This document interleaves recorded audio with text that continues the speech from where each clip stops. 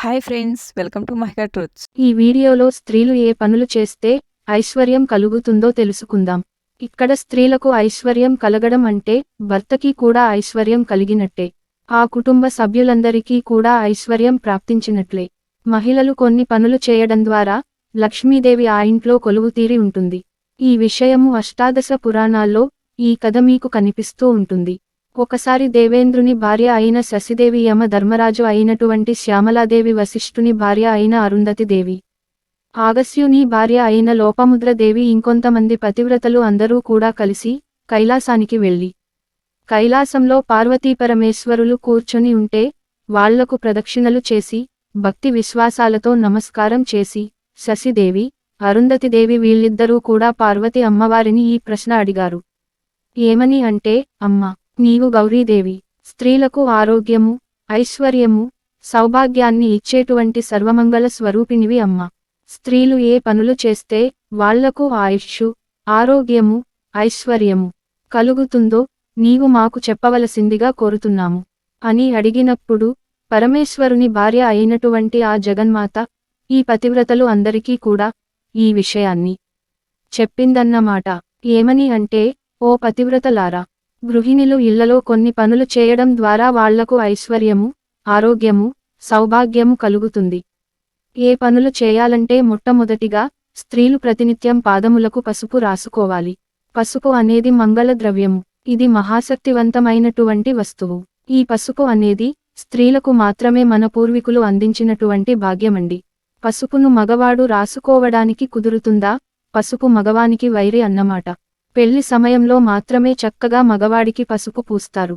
అంతేగాని మరి ఎప్పుడు మగవాడు పసుపుని ధరించడు. కానీ స్త్రీలు మాత్రం ప్రతినిత్యం పసుపు రాసుకోవాలి అని చెప్పి అమ్మవారు ఈ పతివ్రతలు అందరికీ చెప్పింది. పాదాలకు పసుపు ఎలా రాసుకోవాలి అంటే, చక్కగా కింద ఒక ఏదైనా సంచి గాని ఒక వస్త్రం గాని వేసి ఆ పాదాలకు పసుపుని, పొడి పసుపు కాదు, తడి పసుపు, చక్కగా మీరు చేతిలో ఇలా పసుపు పూసేసుకుని పాదాలకు పూసుకుంటే అది ప్రయోజనం. లేదు, ఒక గిన్నె పెట్టుకోండి. ఆ గిన్నెలో పసుపు వేసుకుని చక్కగా నీళ్లు పోసుకుని ఆ పాదాలకు చక్కగా గ్యాప్ లేకుండా అంటే సందులు లేకుండా ఈ పసుపు అనేది పూసుకోవాలన్నమాట. ఈ పసుపు పూసుకునేటప్పుడు అరికాళ్లకు పసుపుని ఎటువంటి పరిస్థితుల్లోనూ పూసుకోకూడదు. మనం తొక్కుతాం కదా భూమిని, ఆ కింద వైపు మాత్రం పసుపుని పూసుకోకూడదు. ముఖ్యంగా పాదాలకు పసుపు ప్రతినిత్యం రాసుకోవాలి అని చెప్పి అమ్మవారి సాక్షాత్తు చెప్పి ఉన్నారు. ప్రతినిత్యం పసుపు మేము రాసుకోలేము అంటే కనీసము మంగళవారం, శుక్రవారం అయినా చక్కగా పాదాలకు స్త్రీలు పసుపు రాసుకోవడం చాలా శుభప్రదం. పూర్వకాలంలో ఒళ్లంతా కూడా పసుపు పూసుకుని స్నానం చేసేటువంటి వాళ్ళు, ముఖానికి కూడా పసుపు పూసుకునే వాళ్ళు.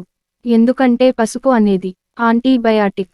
చూడండి, ఎవరి ముఖానికైతే ఎప్పుడు పసుపు పూసుకుంటారో వాళ్ల ముఖం మీద మొటిమలు అనేవి రావు. అదేవిధంగా మంగు అంటే నల్లని మచ్చలు రావు. ఆ ముఖము చాలా కాంతివంతంగా ఉంటుంది. ముడతలు కూడా ఉండవు.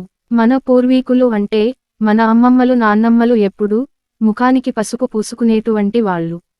అందుకే వాళ్లకు చర్మవ్యాధులు అనేది రాలేదు. పూర్వం గడపలకు కూడా పసుపు పూసేవాళ్ళు.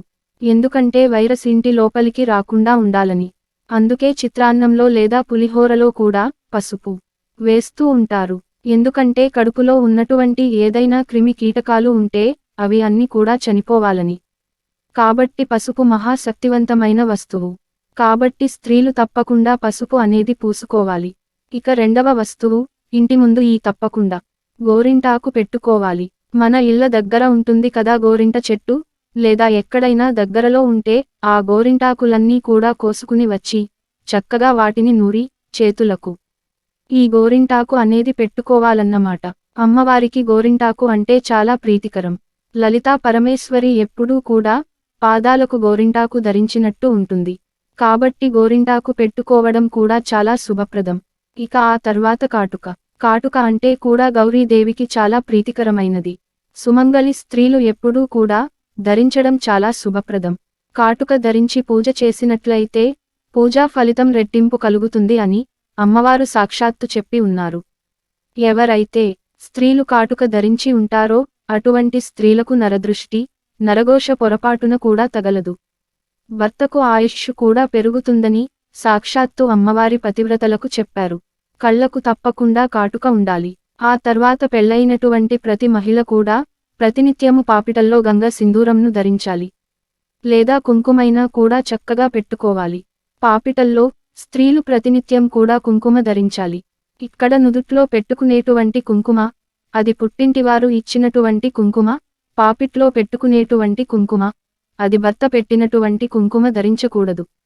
పెళ్లైన స్త్రీలు తప్పకుండా కుంకుమను ధరించినట్లయితే వారు పవిత్రులు అని చెప్పారు పెద్దలు. ఎందుకంటే స్త్రీలు ప్రతినిత్యము తలస్నానము చేయరు కదా, వారానికి ఒక్కసారి మాత్రమే చేస్తారు, లేదా 2 సార్లు చేస్తారు. వాళ్ళు పాపిట్లో కుంకుమ పెట్టుకుంటే ప్రతినిత్యం తలస్నానం చేసినటువంటి ఫలితం వస్తుందని సాక్షాత్తు అమ్మవారే ఈ పతివ్రతలకు చెప్పి ఉన్నారు. ఇక ఆ తర్వాత నల్లగాజులు తప్పకుండా స్త్రీలు చేతులకు ధరించాలి. కనీసం 4 గాజులైనా చేతికి నల్ల గాజులు ఉండాలి, లేదా 2 గాజులైనా ఉండాలి. చాలామంది ఒక్కొక్క గాజు వేసుకుంటూ ఉంటారు. పొరపాటున కూడా అలా వేసుకోకూడదు. ఎప్పుడూ కూడా సరి సంఖ్యలో ఉండాలి గాజులు. పచ్చని గాజులు వేసుకోవడం చాలా శుభప్రదం కదా, మీరేమో నల్లని గాజులు వేసుకోవడం చాలా శుభప్రదం అంటున్నారు. అని అంటే మీరు కావాలంటే ఎవరైనా దగ్గర ఉన్నటువంటి తెలిసిన పండితులను అడగండి. నల్ల గాజులు చాలా శ్రేష్టమైనవి. నల్లని మట్టి గాజులు వేసుకోవడం ద్వారా భర్తకు ఆయుష్ పెరుగుతుందని సాక్షాత్ అమ్మవారు పతివ్రతలతో చెప్పి ఉన్నారు. కొంతమంది బంగారు గాజులు వేసుకుంటూ ఉంటారు కదా, ఆ బంగారు గాజులు వేసుకున్న వాటి మధ్యలో తప్పకుండా 2 నల్ల గాజులు తొడుక్కోవాలి. కొంతమంది వెండి గాజులు వేసుకుంటూ ఉంటారు. భర్త ఉన్నటువంటి స్త్రీలు పొరపాటున కూడా వెండి గాజులు వేసుకోకూడదు. సుమంగళి స్త్రీలు అంటే ముత్తైదువులు వెండి గాజులు ధరించడం మంచిది కాదు. పూర్వ సుమంగళి స్త్రీలు మాత్రమే వెండి గాజులు ధరించాలి అని పెద్దలు ప్రాచీన గ్రంథాల్లో ఏనాడో చెప్పి ఉన్నారు. భర్త ఉన్నవాళ్లు వెండి గాజులు వేసుకోకూడదు, గుర్తుపెట్టుకోండి. నల్లని మట్టి గాజులు లేదా బంగారు గాజులు శక్తి ఉన్నవాళ్లు తొడుక్కోవడం చాలా శుభప్రదం. అదేవిధంగా నల్లపూసలు, మాంగళ్యాన్ని నల్లపూసలతో వేసుకున్నా పర్వాలేదు, లేదా గోల్డ్ చైన్లో వేసుకున్నా కూడా నల్లపూసలు తప్పకుండా అందులో ఉండాలి. స్త్రీలకు ఎవరైనా వాయునంను ఇస్తే, పసుపు కుంకుమలు ఇస్తే తప్పకుండా వాళ్ళు మొదట మాంగళ్యానికి పెట్టి పసుపు కుంకుమ కళ్లకు అద్దుకొని లోపల వేసుకొని తర్వాత వాళ్ళు పెట్టుకోవాలి. ఎందుకంటే మాంగళ్యంలో సర్వమంగళదేవి ఉంటుంది. ఎప్పుడూ కూడా స్త్రీలను అమ్మవారు రక్షిస్తూ ఉంటుంది, దీర్ఘ సుమంగళిగా ఉండాలని. కొంతమంది ఈ మాంగళ్యాన్ని స్నానం చేసేటప్పుడు తీసేయటం, అదేవిధంగా వాకింగ్ వెళ్లేటప్పుడు తీసేయడం చేస్తారు. పొరపాటున కూడా అలా చేయకూడదు. మాంగళ్యము ఎప్పుడంటే అప్పుడు తీయకూడదు. అదేవిధంగా కాలిమెట్టలు. కాలిమెట్టలు అంటే కూడా అమ్మవారికి చాలా ఇష్టం. స్త్రీలు తప్పకుండా ఈ కాలిమెట్టెలు అనేవి ధరించి తీరాలి, గుర్తుపెట్టుకోండి. పసుపు, కుంకుమ, మాంగళ్యం, చేతి గాజులు, తలలో ఒక పువ్వు, కాలిమెట్టలు. ఈ 5 వస్తువులు ఉంటే వాళ్లను ముత్తైదువులుగా పిలుస్తారు. అదేవిధంగా కాళ్లకు పసుపు, చేతులకు గోరింటాకు, కళ్లకు కాటుక, ఇవన్నీ పెట్టుకొని ఉన్నటువంటి స్త్రీ పరిపూర్ణమైనటువంటి స్వరూపం. అటువంటి శీలు ఎక్కడనా కనిపిస్తే పాదాలకు నమస్కారం చేయాలని చెప్పి మన ప్రాచీన గ్రంథాల్లో చెప్పి ఉన్నారు. పాదాలకు నమస్కారం చేయకపోయినా దూరం నుండి అయినా వాళ్లకు నమస్కారం చేయాలి. వారు సాక్షాత్తు లలితా పరమేశ్వరి అవతారం. అటువంటి స్త్రీలలో ఎప్పుడు కూడా అమ్మవారు కొలువై ఉంటారు అంట. కొంతమంది ఎగతాళిగా మాట్లాడుతుంటారు, ఈ కాలంలో పసుపు, కుంకుమ, గోరింట, ఈ కాటుక ఇవన్నీ పెట్టుకోవాలా అని. ఇప్పుడు అంతా కూడా ట్రెడిషన్ కదా, జీన్ ప్యాంట్ వేసుకుని వెంట్రుకలు వదిలేసి అలా బైకుల్లో వెళ్లడమే ఫ్యాషన్ కదా అంటే, అటువంటి వాళ్ళు మీరు అలాగే చేసుకోండి. ఎవరైతే ఈ సనాతన ధర్మాన్ని గౌరవిస్తారో, మాకు లక్ష్మీ అనుగ్రహం కావాలి అని కోరుకుంటూ ఉన్నారో, అమ్మవారు ఎప్పుడూ కూడా మా కుటుంబాన్ని చల్లగా రక్షించాలి అని అనుకుంటున్నారో వాళ్ళు మాత్రమే వీటిని పాటించండి. అదేవిధంగా సుమంగళి స్త్రీలు ప్రతినిత్యం కూడా చక్కగా ఇల్లు శుభ్రం చేసుకుని ఇంటి ముందరు పొద్దున్నే చెత్త ఊడ్చుకుని తప్పకుండా ముగ్గు పెట్టాలి. ముగ్గు లేనటువంటి ఇల్లు అది శ్మశానంతో సమానము అని నేను చెప్పలేదు, పెద్దలు చెప్పి ఉన్నారు.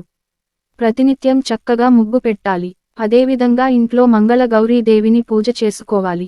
అంటే లక్ష్మీదేవి విగ్రహం ఉన్న పర్వాలేదు, అమ్మవారి విగ్రహం ఉన్న పర్వాలేదు. ఇలా చేస్తే మీ భర్తకు ఎటువంటి మృత్యు దోషాలు ఉండవు. ఒకవేళ మృత్యు దోషాలు ఉన్నా, ఆరోగ్య సమస్యలు ఉన్నా కూడా అమ్మవారు తప్పకుండా రక్షించి మిమ్మల్ని దీర్ఘ సుమంగళిగా దీవిస్తుంది.